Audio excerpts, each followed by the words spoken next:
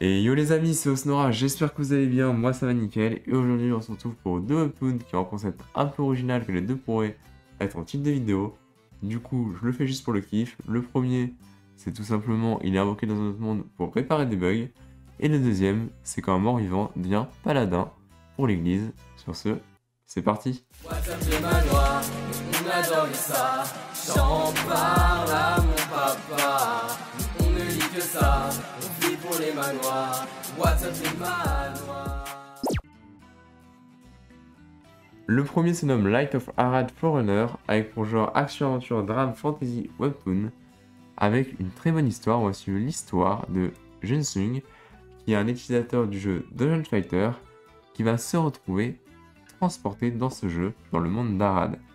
Pourquoi? Tout simplement car le monde est corrompu par une entité inconnue, et notre héros va devoir vivre littéralement dans le jeu, et se débarrasser de ces éléments corrompus. Majoritairement, du coup, il va se rendre compte très rapidement qu'il ne peut pas du tout se faire aider par des joueurs, sous risque, littéralement, de mourir. Il le sait car il a tout simplement causé la mort de la personne avant lui.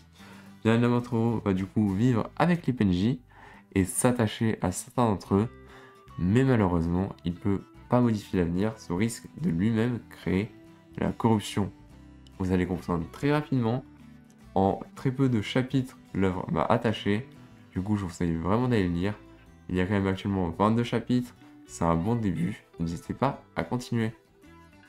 Et comme d'habitude dans mes vidéos, je vous invite à vous abonner si la chaîne vous est utile, à mettre un pouce bleu si vous n'avez pas le temps de vous abonner, ou un commentaire si vous voulez discuter d'un sujet sur les webtoons ou autre en particulier. Sur ce, on passe au deuxième.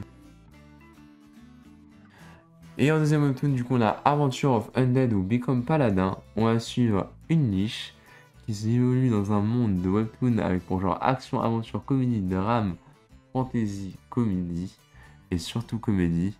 On va tout simplement la suivre dans ce monde où elle veut devenir paladin après avoir fui le monde des morts. Je sais pas trop ce qu'elle a fui. Mais en tout cas, elle remonte à la surface et va se faire chasser dans un premier temps par les humains. Dans le but de ne pas mourir à cause de son statut de mort-vivant, il va du coup se déguiser derrière une grosse armure et tout simplement se faire recruter en tant que chevalier. Bien évidemment, une niche, si vous connaissez un peu le lore, maîtrise des pouvoirs magiques, et les chevaliers maîtrisant la magie sont considérés comme des paladins.